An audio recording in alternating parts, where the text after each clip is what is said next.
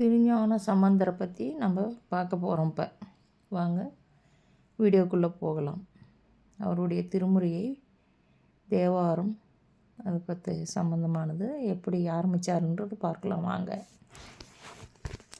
திருஞான சம்பந்தர் பெருமான் வேத வேள்வியை செய்யும் வைதீக கவுனியர் கோத்திரத்தில் தோன்றியவர். நான்மறை அரங்கம் பயின்ற வித்தகர், தாம்மறை பயின்றவர். ஆனாலும் சிவனடியை பரவச் செந்தமிழ் மறை இலக்கு தமிழிசை தவமில்க்கு தமிழிசையே தேர்ந்தெடுத்து சிவபேறு பெற்றதாக திருவாய் மலர்ந்துள்ளதாய் அறியலாம்.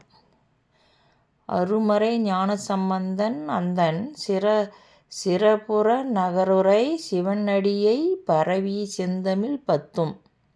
மேலும் சம்பந்தர் காலத்தில் தமிழர்களும் ஆலயங்களில் அர்ச்சனை செய்யும் தொண்டில் ஈடுபட்டு வந்துள்ளனர் என்றும் சம்பந்தரே 3ஆம் திருமுறையில் திருவீழிலை பதிகத்தில் அருளியுள்ளார்.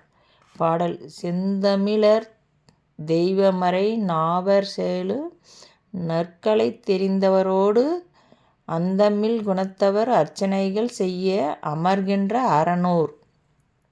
செந்தமிழ் தமிழ்தானே அர்ச்சனை செய்ய இருக்க வேண்டும். இத்தகைய செந்தமிழ் பயன் அறியாமல் அல்லவா இத்தனை காலமும் நாம் எதையோ நாடிக்கொண்டிருந்தோம். நம்மையெல்லாம் செந்தமிழ் பயன் அறியலால் அந்தகர் என்று சம்பந்தர் சாடுவதை உணர வேண்டும். இந்நூலில் பயனுள்ள பல செந்தமிழ் பதிகங்கள் அச்சிடப்பட்டுள்ளது. அதை பார்க்கலாம்.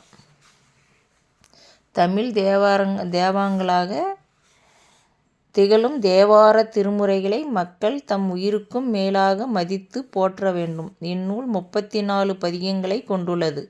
ஒவ்வொரு பதிகங்களின் வரலாறும் நாம் அடையும் பலன்களும் எழுதப்பட்டுள்ளது. பன்முறையாக பாடல்கள் அமைக்கப்பட்டுள்ளது. ஒவ்வொரு சைவ அன்பர்களிடம் இருக்க வேண்டிய ஒரு நூல் குறைகள் இருப்பின் மன்னித்தருளும்படி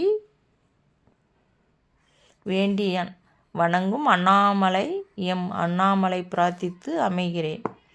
வாழ்க சிவனடியார்கள் விலங்குகள் மேன்மை கொள்ள சைவ நீதி. வந்தனம் வந்தனம். முக்தியும் பக்தியும் படிக்கலாம். முத்தி நெறி அறியாத மூர்க்கரோடு முயல்வேனை பத்தி நெறி அறிவித்து பழவினைகள் பாரும் வண்ணம் சித்தமலம் அறிவித்து சிவமாக்கி எனை ஆண்ட அத்தன் எனக்கு அருளியவர் ஆர் பெறுவார் அச்சோவே. முத்திக்கு உரிய வழி பக்தி என்பது இத்திருவாசகம் பாடலால் அறிய முடிகிறது. பக்தியின் குறிக்கோள் சித்தமலம் மனதில் உள்ள குற்றங்களை நீக்குவதே ஆகும். மனதிற்கு குற்றங்களாக கோபம், ஆசை, பொய், களவு, லோபம், பொறாமை, புறங்கூறுதல் முதலியவையாகும். பக்தியினால் இந்த குற்றங்கள் யாவும் நீங்குதல் வேண்டும். இப்படி சிந்தமலம் அருந்தாமலம் மனதில் உள்ள குற்றங்கள் நீங்குமானால் சிவமாம் தன்மையை பெறும். சிவமாம் தன்மை பெற்ற சீவனுக்கு பலவினைகள் யாவும் அழிந்தொழியும். பக்தியினால் சிந்தமலம் அறிவித்து சிவனை சிவமாக்கி பல வினைகளை நீக்கி முத்தியை பெறலாம் என்பதே இப்பாடல் நாம் பெறும் அரிய உண்மையாகும். உண்மையான பக்தி முத்தி அளிக்கும்.